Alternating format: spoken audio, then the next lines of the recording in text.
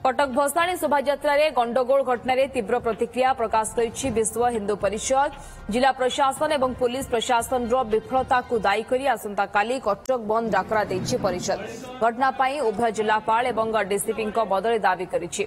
भसाणी उत्सव में मां दुर्गा प्रतिमा और शोभायात्राकारी ढेला माड़ को मारणास्त्र द्वारा आक्रमण को निंदा करिछि परिषद। दोषी विरोध में कठोर कार्यानुष्ठान दावी करिछि। सेपटे घटना को दृढ़ निंदा कला कटक जिला बीजेपी। गिरफ अभियुक्तों विरोध में दृढ़ कार्यानुष्ठान सह एनएसए बुक करने दावी करिछि बीजेपी। जो माने कदम रसुल भितर गंडलकारी अच्छी से निश्चित भाव अरेस्ट करा जाऊ।